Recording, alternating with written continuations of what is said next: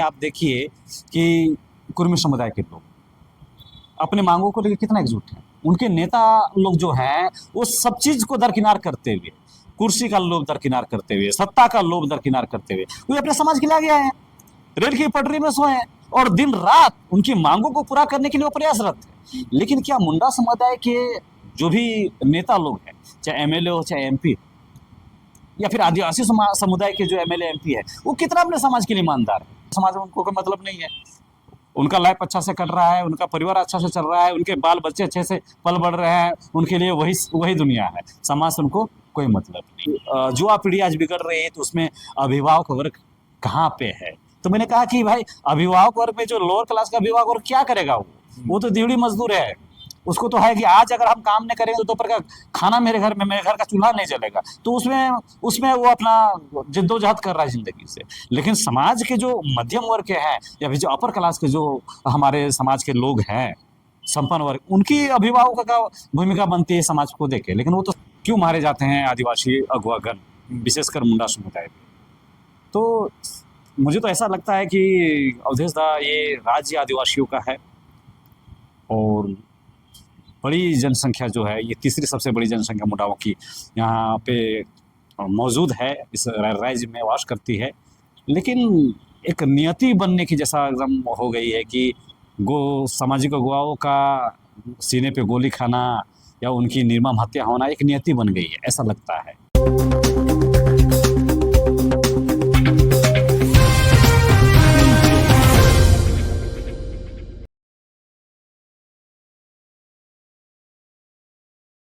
नमस्कार, जोहार।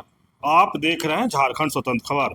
अभी हम लोग झारखंड का जो परिस्थिति है उस पर बात करेंगे कि जिस तरह से कहें आदिवासी समाज के अगुआ या मुंडा समाज की बात करें तो जिस तरह से आगे बढ़ते हैं उसको कहीं ना कहीं किसी भी तरह से रास्ता से हटा दिया जाता है या फिर हत्या कर दिया जाता है।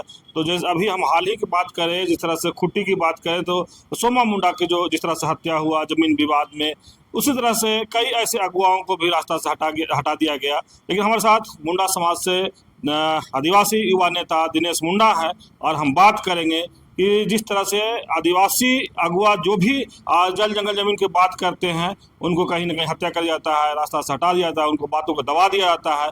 तो युवा होने के नाते ये क्या सोचते हैं, क्या कहते हैं? जोहार अवधेश जी, जोहार, और तमाम आपके व्यूअर्स को भी झारखंडी जोहार। जिस तरह से आदिवासी अगुवाओं का हत्या हो जा रहा है, अभी हाल ही में देखें सोमा मुंडा जो पढ़ा राजा थे, 22 गांव का उनके पास ही था, फिर भी उनको हत्या कर दिया जाता है। और अभी तक जिस तरह से लोग कह रहे हैं कि शूटर की गिरफ्तारी नहीं होता है, ये भी एक बड़ी बात है। तो इस पर क्या कहेंगे? बिल्कुल अवधेश दा, आपने देखा होगा कि ये कोई नया वाकया नहीं है और ये पहली दफ़ा नहीं है कि किसी सामाजिक अगुवा का इस निर्मम हत्या किया गया है। और विशेषकर अगर मुंडा समुदाय की बात करें तो ये लिस्ट बहुत लंबी है। आपने इससे पहले देखा होगा कि हमारे एक अन्य सामाजिक अगुवा थे सुभाष मुंडा, जिनकी भी निर्मम हत्या कर दी गई, गोली से छल्ली कर दिया गया। इससे पहले भी प्रेम सागर मुंडा थे और बहुत सारे इस तरह के सामाजिक अगुवा रहे हैं मुंडा समुदाय में भी, और आदिवासी समुदाय के साथ साथ मुंडवासी समुदाय के साथ। लेकिन विशेष चर्चा हम लोग आज आदिवासी अगुवाओं की निर्मम हत्या क्यों किया जाता है या फिर क्यों मारे जाते हैं आदिवासी अगुवागण, विशेषकर मुंडा समुदाय में। तो मुझे तो ऐसा लगता है कि अवधेश दा ये राज्य आदिवासियों का है और बड़ी जनसंख्या जो है, ये तीसरी सबसे बड़ी जनसंख्या मुंडाओं की यहाँ पे मौजूद है, इस राज्य में वास करती है। लेकिन एक नियति बनने की जैसा एकदम हो गई है कि सामाजिक अगुवाओं का सीने पे गोली खाना या उनकी निर्मम हत्या होना एक नियति बन गई है, ऐसा लगता है।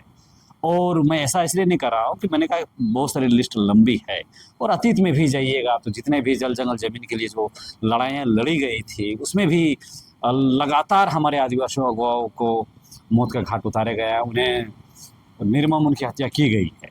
इसके पीछे अवधेश दा, मैं एक युवा होने के नाते, खासकर मुंडा समुदाय और खासकर आदिवासी समुदाय से होने के नाते मैंने ये बहुत करीब से महसूस किया है कि क्या वजह है कि लगातार आदिवासी अगुवाओं को जान से मार दिया जा रहा है, उनकी निर्मम हत्याएं कर दे रही है। तो देखिए, दो तरह का वजह मुझे दिखाई पड़ता है अवधेश। पहला तो एक जो है वो खुद का समुदाय से जुड़ा हुआ कारण है, यानी हमारी हमारी आपसी कमजोरी या हमारे समाज में जो कुरीतियां हैं या जो भी एंटी सोशल टाइप के जो लोग हैं उनके द्वारा जिस तरह की हत्याओं का अंजाम दिया जाता है, और एक होता है कि जो दमनकारी शक्तियां होती है, जो गैर आदिवासी दमनकारी शक्तियां होती है, उनके द्वारा भी लगातार हमारे आदिवासी अगवा मारे गए हैं। हम लोग आएंगे पहले वाला में कि ऐसे जब आदिवासी अगवा मारे जाते हैं तो कहाँ पे हमारी कमी होती है या फिर समाज की कमजोरी क्या होती है, और उसके बाद हम लोग आएंगे कि गैर आदिवासी या फिर जो दमनकारी शक्तियां हैं, जो दमनकारी लोग हैं, जो जल जंगल जमीन या किसी भी अपने निजी स्वार्थ के लिए आदिवासी अगुवाओं को मौत के घाट उतारते आए हैं, और अब मुझे लगता है कि ये बदस्तूर जारी रहेगा अगर समाज एकजुट नहीं होता है तो पहला में क्या है कि आज जितने भी सामाजिक अगुवाओं को मौत का घाट उतार दिया जा रहा है, निर्मम हत्या कर दिया जा रहा है, उसमें सबसे पहला मैं वजह ये देख पा रहा हूँ ना कि जिस समाज के युवा वर्ग अगर सही रास्ते पे ना हो तो उस समाज में अगुवाएं हमेशा गोली खाएंगे। मैं ऐसा इसलिए कर रहा हूँ कि वर्तमान समय में अगर हमारे युवा साथियों की बात करें, युवाओं की बात करेंगे तो कहाँ पे हैं आज हमारे युवा?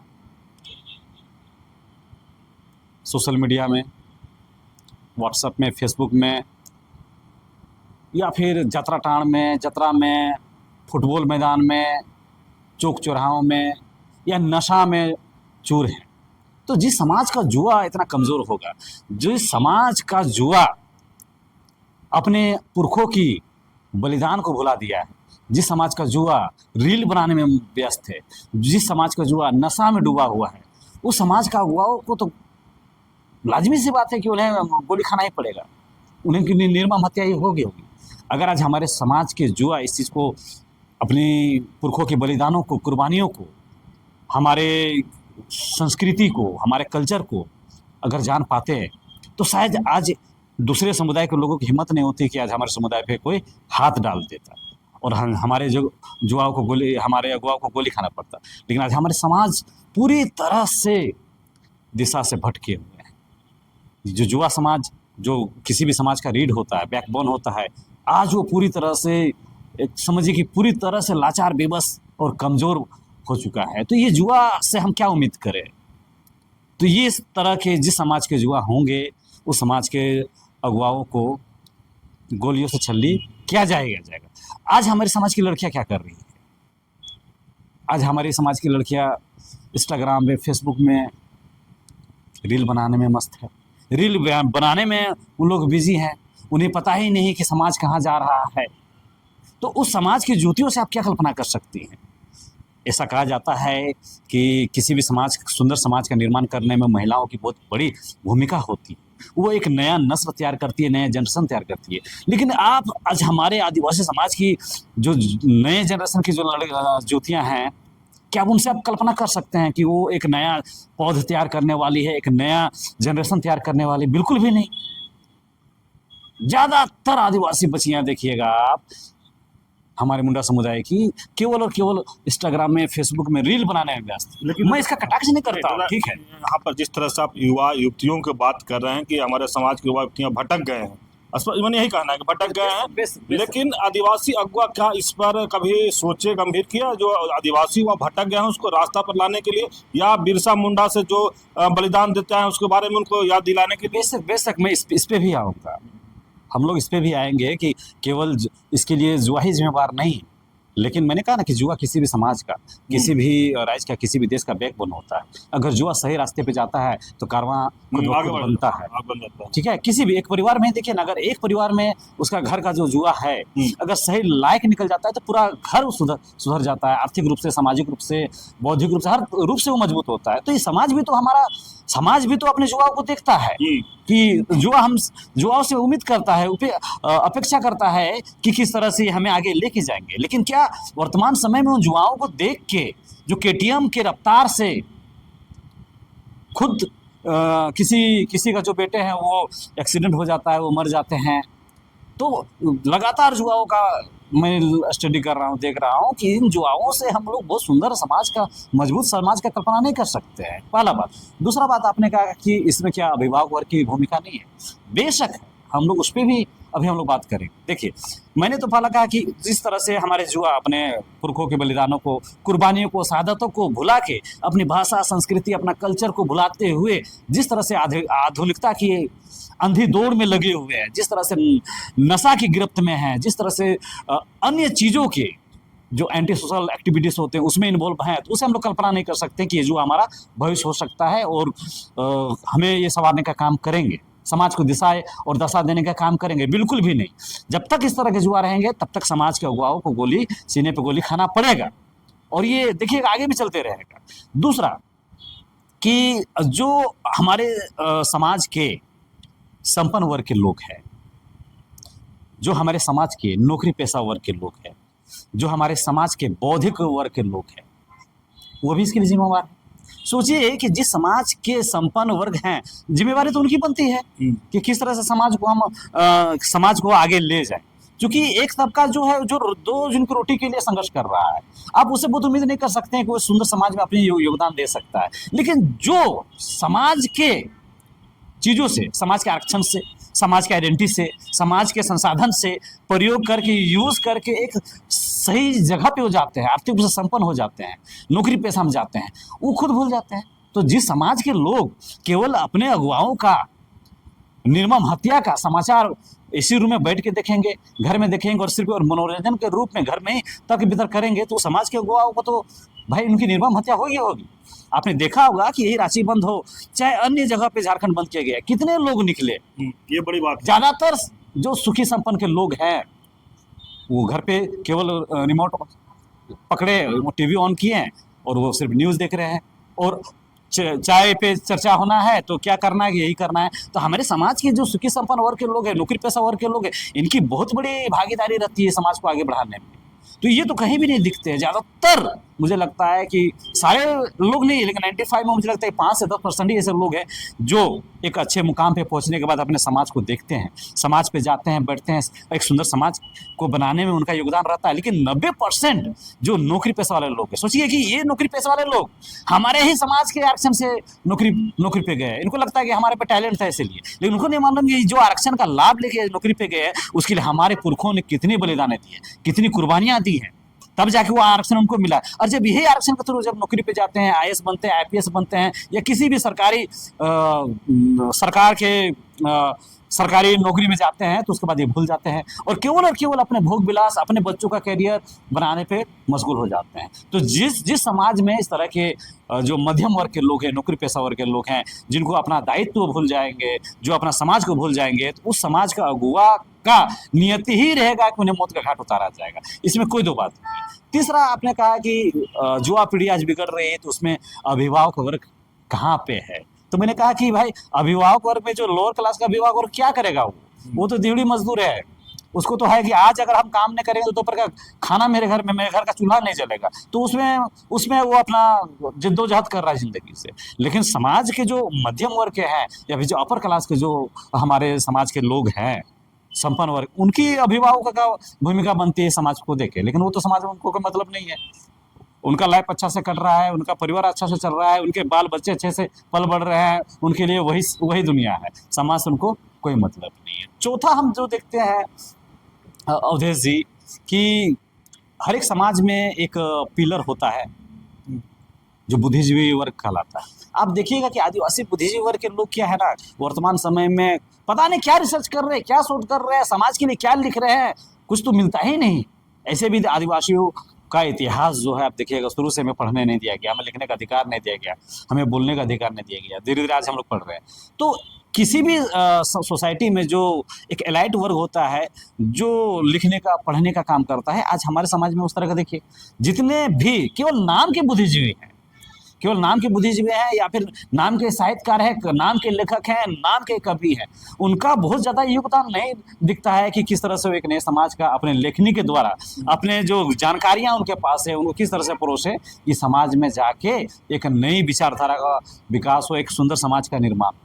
ये भी नहीं दिखता है। ज़्यादातर लोगों क्या है कि अगर कोई प्रोफेसर है तो भी अपने ही निजी जीवन में वो व्यस्त है, उनको समाज के लिए कुछ लिखना करना की बहुत ज़्यादा आवश्यकता उस समझ में नहीं आती है। पांचवा एक चीज़ ये मुझे दिखाई देता है अवधेश जी, जहाँ तक मैं देख पा रहा हूँ, कि वर्तमान समय में राजनीति की बहुत बड़ी भूमिका होती है किसी भी समाज में। देख लीजिए, जिस समाज के लोग राजनीतिक रूप से जागरूक होते हैं, जिस समाज के नेता मजबूत होते हैं, उस समाज का कुछ बात ही अलग होता है। वर्तमान समय में आप देखिए कि कुर्मी समुदाय के लोग अपने मांगों को लेकर कितना एकजुट हैं। उनके नेता लोग जो हैं वो सब चीज को दरकिनार करते हुए, कुर्सी का लोभ दरकिनार करते हुए, सत्ता का लोभ दरकिनार करते हुए वो अपने समाज के लिए आगे आए हैं। रेल की पटरी में सोए हैं और दिन रात उनकी मांगों को पूरा करने के लिए वो प्रयासरत है। लेकिन क्या मुंडा समुदाय के जो भी नेता लोग हैं, चाहे एमएलए हो चाहे एमपी या फिर आदिवासी समुदाय के जो एमएलए एमपी है, वो कितना अपने समाज के लिए ईमानदार है? एक भी नहीं। आदिवासी समुदाय में जो भी राजनीति से जुड़े हुए हैं, चाहे किसी भी स्तर के राजनीति कर रहे हैं, चाहे वो जिला परिषद से लेके राज्य का मुखिया की बात क्यों ना हो, ज्यादातर लोग क्या कर रहे हैं कि केवल राजनीति कर रहे हैं अपने भोग विलास के लिए, अपने सुख सुविधा के लिए, अपने जनरेशन को सुधारने के लिए और अपने कुर्सी को बचा के रखने के लिए। तो सोचिए कि आज मुंडा समुदाय के लोग लगातार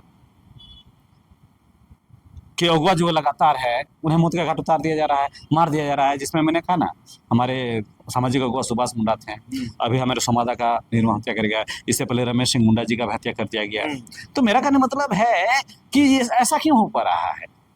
क्योंकि हमारे राजनेता जो हैं वो कभी भी उनको समाज से कोई मतलब नहीं होता है। वो समाज के लोगों को केवल वोट बैंक की दृष्टि से देखते हैं, समाज के लोगों को वो केवल मतदाता के रूप में देखते हैं कि ये हमारे लिए वोट करेंगे, इनको आगे बढ़ाना नहीं है। अगर मान लीजिए कि यही हमारे पढ़ा राजा समाज दा का जिस तरह से निर्मम हत्या हुआ, कितने नेता का बयान आया आपने देखा होगा। पूरा झारखंड हम लोगों ने बंद किया, हमारे सामाजिक अगुवाओं ने बंद किया, हमारे कुछ सामाजिक संगठन के लोगों ने बंद किया और आम लोगों ने बंद किया। कितने नेताओं का बयान आया? आज कितने नेताओं ने मुखरता से इसका कटाक्ष किया, विरोध किया? सोशल मीडिया में, प्रिंट मीडिया में, इलेक्ट्रॉनिक मीडिया में कहीं आपको दिखाई देता है क्या? नहीं। तो जिस तरह से हमारे नेता निकम्मे, नकारे, निठल्ले टाइप के जिस तरह से हमारे समाज के नेता हैं, उन्हीं के कारण ये दुर्गतियां हमारे सामाजिक अगुवा की हो रही है। एक बहुत बड़ा वजह ये भी दिखाई पड़ता है, मैंने तो अभी तक जितनी चर्चाएं की अपने समाज की केवल बात, दूसरा चीज है अन्य वजह ये भी दिखाई देता है उदय जी कि जो समाज राजनीतिक रूप से, सामाजिक रूप से, धार्मिक रूप से, जातिगत रूप से, नस्लीय रूप से बटा हुआ रहेगा, वो समाज से आप क्या उम्मीद कर सकते हैं? उस समाज का अगुवा का यही हाल होने वाला है।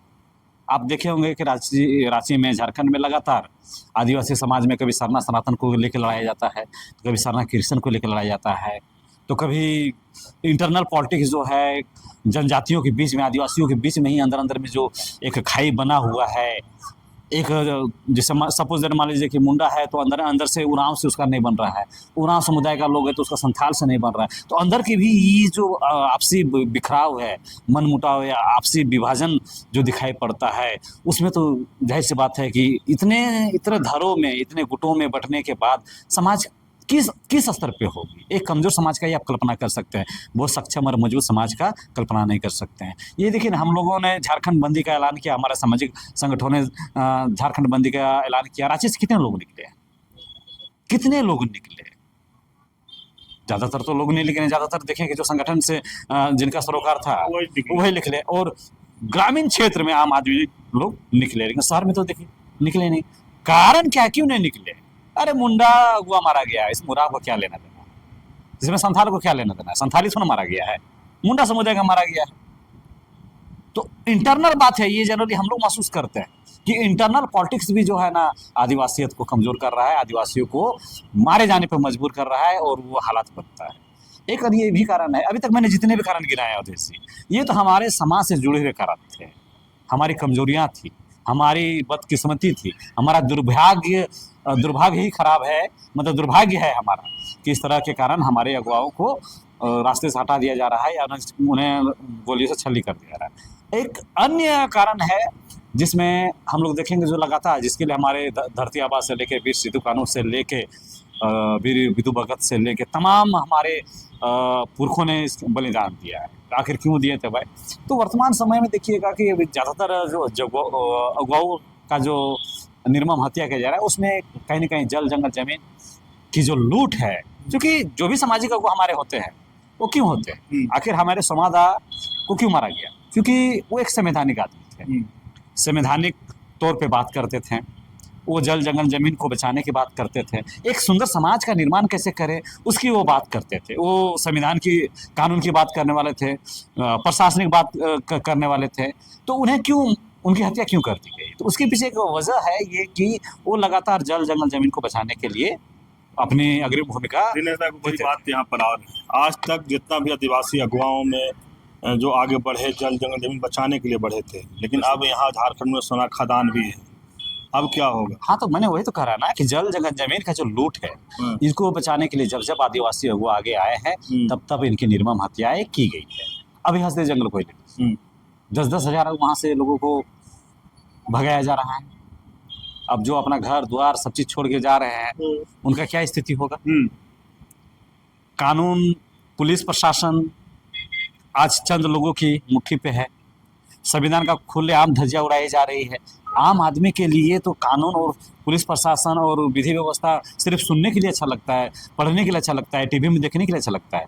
क्या रांची में, झारखंड में आपको दिखाई पड़ रहा है कि हाँ विधि व्यवस्था बहुत अच्छी तरह से सुचारू रूप से क्रियान्वित किया जा रही है प्रशासन के द्वारा, सरकार के द्वारा? बिल्कुल भी नहीं। आए दिन किसी को भी, अभी समादा के बाद कल ही इधर पिस्का वगैरह आसपास में हम लोगों ने देखा, वहाँ भी खूब सारा फायरिंग किया गया है जमीन मामला को लेकर। तो ये जो जब जब सामाजिक अगुवा लोग अपना जल जंगल जमीन बचाने के लिए जाते हैं, जमीन बचाने जाते हैं, तो गैर आदिवासी समुदाय या फिर अपने ही समुदाय के दमनकारी शक्तियाँ जो होती है, या एंटी सोशल एक्टिविटीज जो जिनमें जो इन्वॉल्व रहते हैं, या एंटी सोशल पीपल जो होते हैं, वो अपने सामाजिक अगुवा को ही निर्मम हत्या करते हैं। तो ये भी एक बहुत बड़ा चैलेंज आदिवासी समुदाय के लिए कि जिस तरह से हमारा जल जंगल जमीन को लूटा जाता है, अगर कोई बचाने के लिए आता है तो उसकी निर्मम हत्या इसी तरह कर दी जाती है। मतलब जो प्रशासन है या पूरी तरह से फेलियर, चाहे वो पुलिस प्रशासन हो चाहे वो विधिक प्रशासन हो, पूरी तरह से लॉ एंड ऑर्डर को मेंटेन नहीं कर पा रही है, जिस वजह से अपराधी के गिरोह के जो लोग हैं, माफिया टाइप के जो लोग हैं, वो सीना चौड़ा करके बेधड़क निकल रहे हैं और किसी को भी अपने गोली का शिकार कर दे रहे हैं। तो ये भी एक वजह है कि प्रशासनिक स्तर जो भी व्यवस्थाएं हैं वो पूरी तरह से फेल है। लेकिन दादा, झारखंड आदिवासियों का राज है, यहाँ आदिवासी मुख्यमंत्री हैं, जिस तरह से अब जल जंगल जमीन बचाने के बाद अब सोना खदानों को बचाने की बात आएगा। और अभी से जिस तरह से देखा जा रहा है कि जो भी हम नाम गिना रहे हैं, चाहे रमेश मुंडा के, चाहे सुभाष मुंडा के, चाहे सुमादा का, इस तरह से कई नाम आप गिना रहे हैं कि जो जमीन बचाने के लिए निकले थे वो उनको रास्ता से हटा दिया गया। तो क्या जो आदिवासी राज मिलने के बाद क्या आदिवासी सुरक्षित हैं या फिर? देखिए, यही तो दुर्गति है कि ये आदिवासी राज है, और आदिवासी जिन चीज़ों के लिए जाना जाता था आज वही चीज़ें उनके मौत का कारण बन रहा है। ये खनिज संपदा से भरा हुआ राज्य है, खनिज संपदा को लूटा कैसे जाए? उसके तो मेन रक्षक जो हैं, मेन मालिक आदिवासी, तो लूटने के लिए तो आदिवासी को रास्ते से हटाना पड़ेगा। तो ये दुर्भाग्य है आदिवासी का कि ये उनके जमीन के नीचे सोना है, चांदी है, बॉक्साइट है, कोयला है, अबरक है, और उन्हीं लूट के कारण आज हमारे अगुवाओं को मौत के घाट उतार दिया जा रहा है, हमारे आदिवासी समुदाय को मौत के घाट उतार दिया जा रहा है। तो वही तो है। और आप बार बार, हम आपके चरण का माध्यम से कई दफा मैंने कहा है कि ये गलतफहमी में आदिवासी समाज ना रहे कि हमारा राज्य का मुखिया जो आदिवासी है, ये राज्य आदिवासी है। राजनीति पे जो बैठे हुए लोग होते हैं, सत्ता पे जो बैठे हुए लोग होते हैं, वो किसी के नहीं होते। अगर सही मायने में अगर ये आदिवासी राज्य होता, इस राज्य का मुखिया आदिवासी होता, इस राज्य के जनप्रतिनिधि आदिवासी होते, तो क्या आदिवासियों की कितनी स्थिति खराब होती? आज आदिवासी किसके लिए नहीं संघर्ष कर रहा है? आज आदिवासी अपनी भाषा के लिए संघर्ष कर रहा है, अपनी पहचान के लिए संघर्ष कर रहा है, अपनी धार्मिक पहचान के लिए संघर्ष कर रहा है। आज आदिवासी अपने जल जंगल जमीन को बचाने के लिए संघर्ष कर रहा है। आज आदिवासी अपनी माँ बेटियों की इज्जत को बचाने के लिए संघर्ष कर रहा है। तो कैसा ही आदिवासी राज, और कैसा ही आदिवासी मुखिया, और कैसा हमारे आदिवासी प्रतिनिधि, चाहे MLO MP चाहे किसी भी स्तर के प्रतिनिधि। तो ये तो दुर्भाग्य हो गया कि आदिवासी राज है और आदिवासियों को गोली खाना पड़ रहा है। तो इसलिए ये एकदम बिल्कुल एक गलत नैरेटिव सेट कर दिया जा रहा है और लगातार इसको बहुत तेजी से प्रचार प्रसारित किया जाता है कि आदिवासी राज्य है, आदिवासी मुखिया है, आदिवासी सीएम है, देश का मालिक भी आदिवासी है, देश का राष्ट्रपति जो प्रथम नागरिक होता है वो भी आदिवासी है। ये केवल आदिवासियों को दिग्भ्रमित करने के लिए ऐसे नैरेटिव को सेट किया जाता है। वास्तविकता कुछ ऐसा नहीं है। अगर सही मायने में ऐसा होता तो आदिवासी का जीवन, आदिवासी समुदाय का जीवन काफ़ी बेहतर होता, ना कि आदिवासी समुदाय हर एक चीज़ के लिए इतना संघर्ष करता और जगह जगह पे इस तरह से रोड पे उतरना पड़ता आदिवासी। ये बिल्कुल भी गलत नैरेटिव सेट किया गया है और 110% ये केवल और केवल गलतफहमी पाल कर रखा हुआ आदिवासी समुदाय कि ये देश आदिवासियों का है, ये राज्य आदिवासी है, देश का मुखिया, राज्य का मुखिया, देश का प्रथम नागरिक, राष्ट्रपति या फिर राज्य का जो मुखिया है हमारे सीएम वो आदिवासी। ये बिल्कुल भी गलत बात है। आप सुने आदिवासी युवा नेता दिनेश मुंडा की बात। जो इनका दर्द है ना वो आपको दिखा कि जिस तरह से आदिवासी समाज, आदिवासी अगुवाओं की हत्या हो रहा है, उस पर इनका जो दर्द था वो छलका।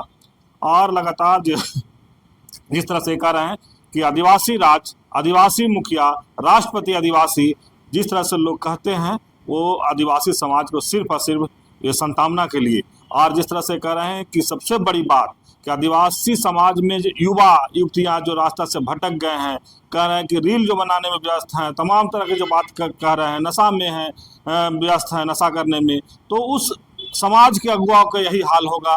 रास्ता से हटा दिया जाएगा, गोली मार दिया जाएगा, हत्या कर दिया जाएगा।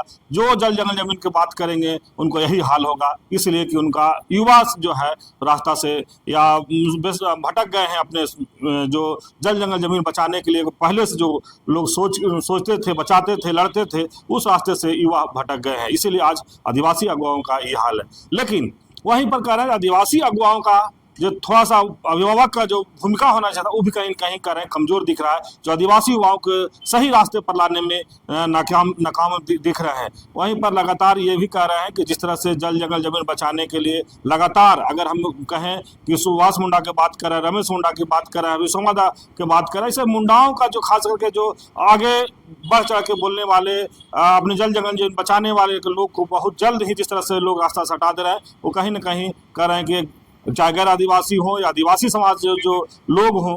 वहीं पर ये बात कर रहे हैं जो जनप्रतिनिधि पर भी एक बड़ा सवाल खड़ा कर रहे हैं कि जो जनप्रतिनिधि है हम लोग का वो भी कहीं ना इस पर नहीं सोचते हैं, वो सिर्फ अपने के लिए सोचते हैं। चाहे नौकरी पेशा में चल जाते हैं, बोलते हैं हमारा ही आरक्षण से वो नौकरी में जाते हैं, हमारे आरक्षण से विधायक बनते हैं, मुखिया बनते हैं। जो भी जनप्रतिनिधि की बात कर रहे हैं, सरकारी नौकरी की बात कर रहे हैं, वो जाने पर अपने बाल बच्चों को सेटल करने में लग जाते हैं, समाज के बारे में नहीं सोचते हैं। तो ये भी कहीं कह रहे हैं कि बहुत दुर्भाग्य की बात है।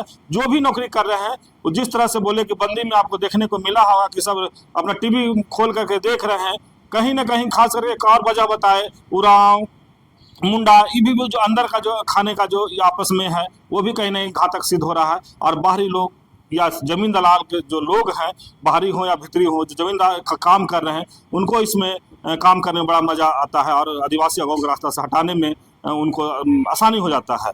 तो जिस तरह से दिनेश दा को दर्द झलका आप सुने, तो इस तरह खबर को देखने के लिए आप झारखंड स्वतंत्र खबर जुड़े रहिए। जोहार, नमस्कार।